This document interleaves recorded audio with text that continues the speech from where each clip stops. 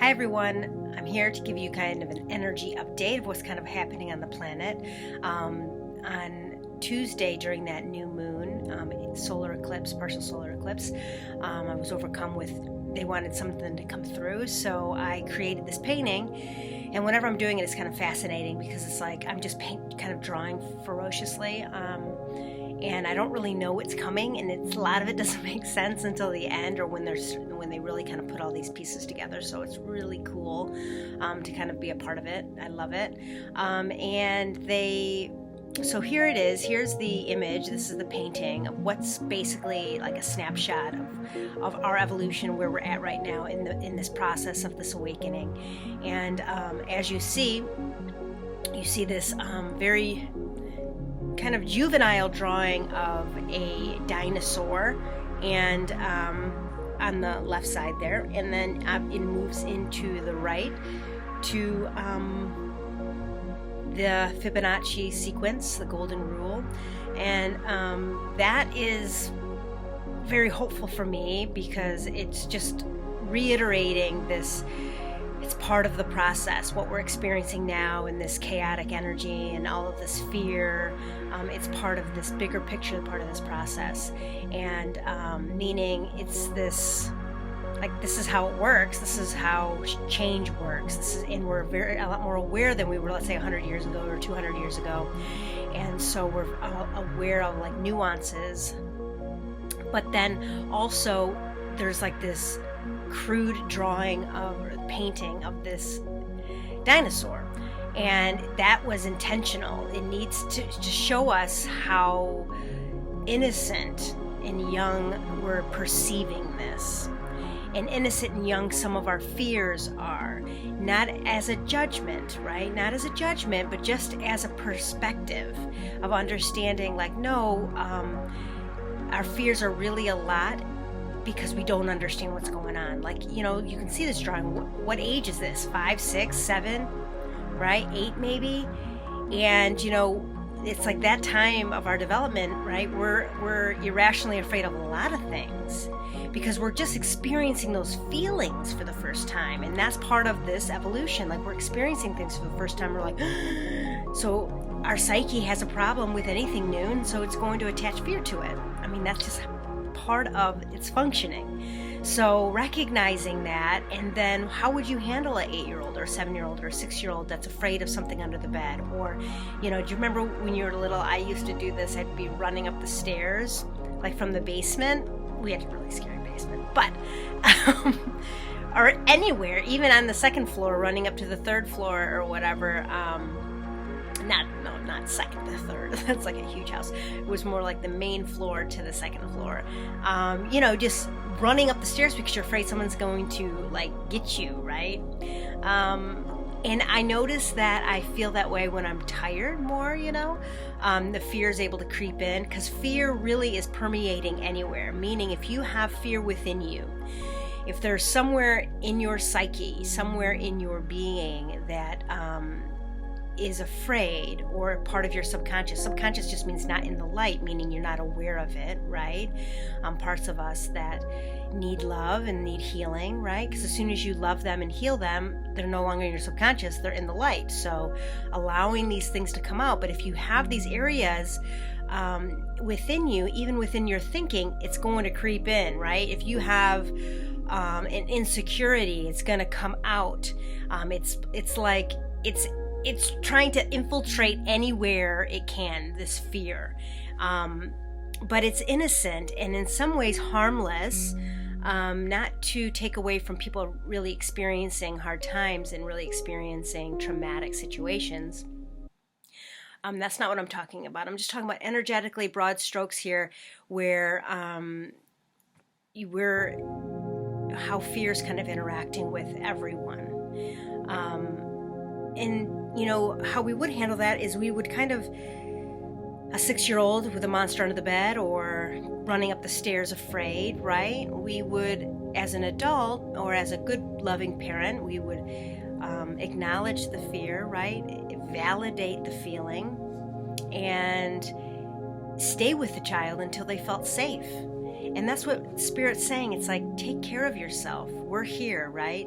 And learn what you need. Are you afraid? Then create safety for yourself. And that could be not talking to another human being for a day or two, right? Really regrouping, really feeling connected and safe. Really fill yourself back up, right? And then you see here in the painting, the moon that's kind of hovering above the dinosaur's head is like blue and orange. And in that space, it's going to be affecting our voices, right, and our expression. So it's going to be our sacral chakra and our voice, our throat chakra. So it's strongly affecting those areas. And the sacral chakra is where we house any unresolved emotions. And so again, it's going to be affecting this area. So if you're noticing feelings you haven't felt before in a long time, it's here. It's here for you to kind of look at one last time in a beautiful gift giving way, so you can finally once and for all really love it. So no judgment. Whatever's arising is perfectly aligned for your growth. What's ever happening for you, what you're noticing, right? So what comes into your consciousness, whether it's you hear something on the radio or the news or whatever, that's specific for you. Other people aren't having those experiences or not really even having that enter their consciousness. So whatever it is for you. It's kind of like that's where you're meant to shine light. Meaning if you're all of a sudden overwhelmed with something you read on the news, send love to it, send light to it. That's partly what we're here to do, is we need to start shifting these things. Right? We wouldn't let the 6-year-old that's afraid of a monster under the bed rule, right? Or let that part of ourselves define the reality. And that's kind of what Spirit's saying, is like, be careful, like the part of us that are afraid, right? It's really innocent. And we don't let our fear define our reality, because it's the perspective on that is a little innocent. So just bringing us back to center and choosing love and actively participating in creating that reality. You see here in the middle here the Earth with those 3 other kind of planets. It was how the Earth is moving. Not only just moving, I saw it oscillating, so it's kind of getting shooken up. I know that the Earth is spinning faster than it ever has in modern history. And we're still trying to figure out why that is. So there's a lot of forces at hand here. You can go ahead and Google that. But also how the Earth, or we're so caught up in what's happening on the planet, the Earth itself is in its own orbit, obviously around the Sun, and then this Sun is part of the Milky Way galaxy, like Milky Way, and then the Milky Way is part of a bigger thing, and that's shifting in its own rhythm, right? It's its own rotation. And they said that as soon as we get to a certain point, and it's coming up soon, we're then going to be able to transmit and hear like a transmission from another living planet. So that's really exciting. I love that. And so really, I just love that. It's kind of exciting to me. And that's part of the process and part of our evolution, and that will change everything. And then last but not least, you see this violin-ish thing here, and one of the symbols of healing symbols from Reiki, Japanese Reiki, and this is twofold. It was part of the solution, really, and that was interesting to me. It was part of the solution to kind of help with this dinosaur mentality, because this dinosaur, this old innocent mentality, and why it's even a dinosaur, is this predatory prey kind of energy, this victim, abuser victim kind of mentality, where we have to fight for survival. It's us versus them. It's a lot of separation, and we needed that. We did need that to kind of survive. We needed to have that survival instincts within our brain and our pineal, and that we're kind of shifting out of too, right? So we're kind of moving out of this archaic way of being, where we really do think we have to fight our neighbor to have sustenance, where we really do believe that there's not enough to go around, when in fact there really is, and creating systems that are based on abundance and not about deprivation, right? So this vibration, this violin and this healing symbol is what's supposed to help with that. And that was interesting to me, the sound waves itself, like the vibration of the string. Obviously there's the superstring theory, which is everything is made up of vibrating strings, in physics. And so I love that. I mean, we've proven that everything is vibrating and oscillating within us, and depending on what it is, it oscillates and vibrates at different frequencies. So we're all made out of, light and sound in a way, and I love that. And light and sound is based off of the electromagnetic wave, and so an electromagnetic wave is super long, and we're only, we can only perceive such a small slice of it. So there's all this other aspects of this wave or energy, right, that we receive from the sun that we're even able to experience in this corporal body. So I love this idea of sound, because it was almost like they were showing me, as soon as if we use sound, and obviously sound therapy is huge right now, if you use sound to hit the right note, like our chakras vibrate at different frequencies and sounds, and by using sound to hit those notes, it helps remind the body where it needs to be in balance, right? And when we're in balance and we're feeling connected, it's a lot easier to not feel afraid. So kind of using sound to help us in that way. So I use a lot of chakra frequencies, like on Spotify.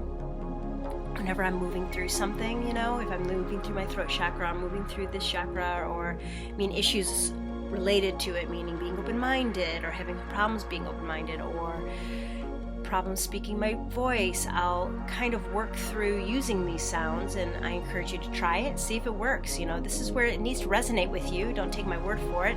Try it. But then also this idea around taking responsibility that nothing's happening to us, right? We're creating. We're creating the world that we want. So with both this sound therapy and even this ancient healing symbol, it's about creating our solutions.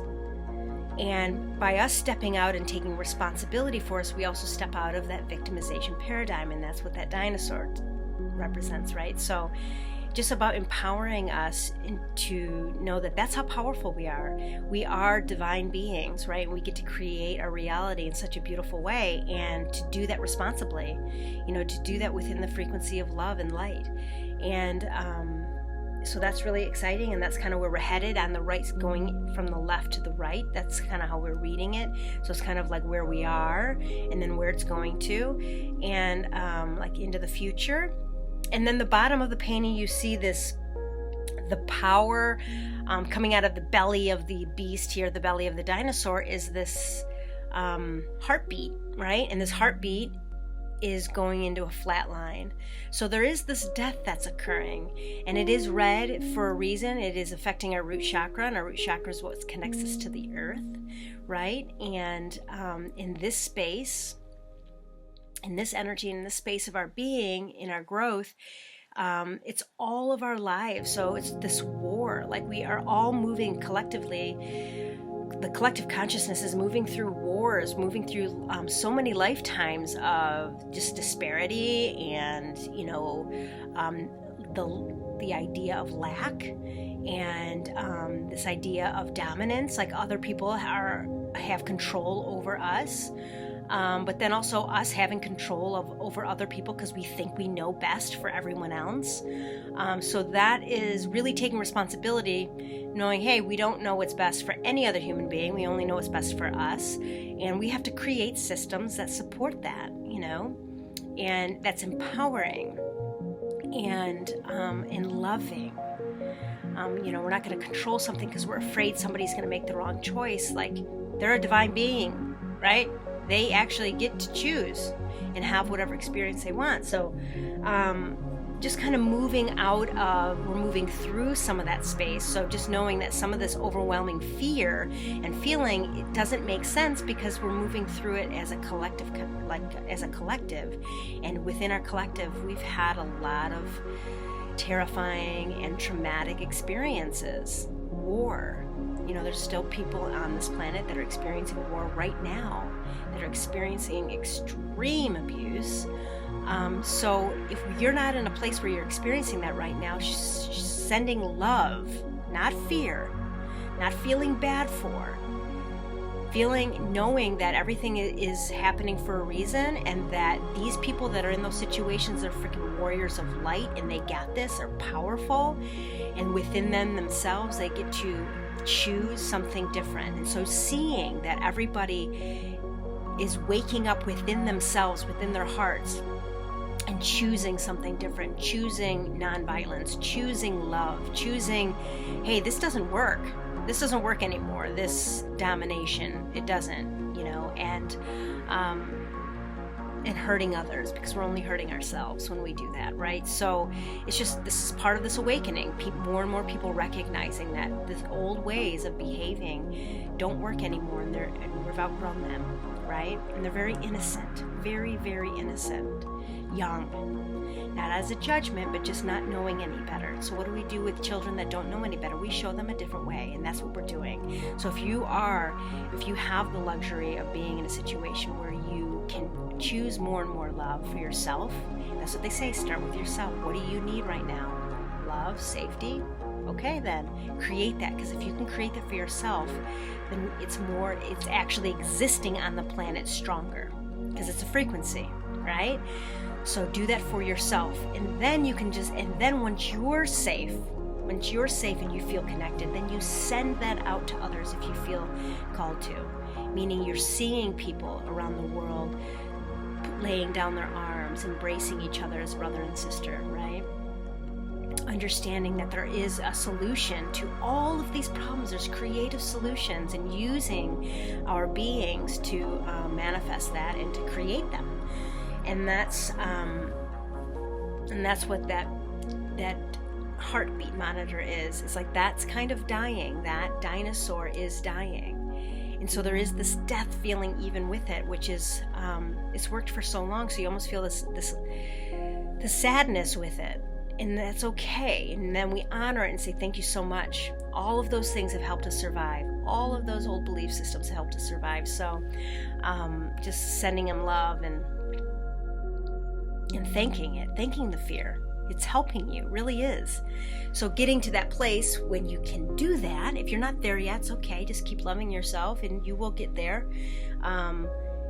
And that's it, really. The last part of the painting is this Fibonacci sequence, and that's just that this is part of the process. This is where we're at right now, consciously. This is what expanding into consciousness looks like. This is what awakening looks like.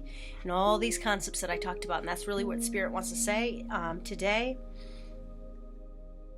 The 3 planets, the last thing I didn't realize I didn't talk about is the 3 planets, and that's really just creating balance and being this creative energy of the power of 3.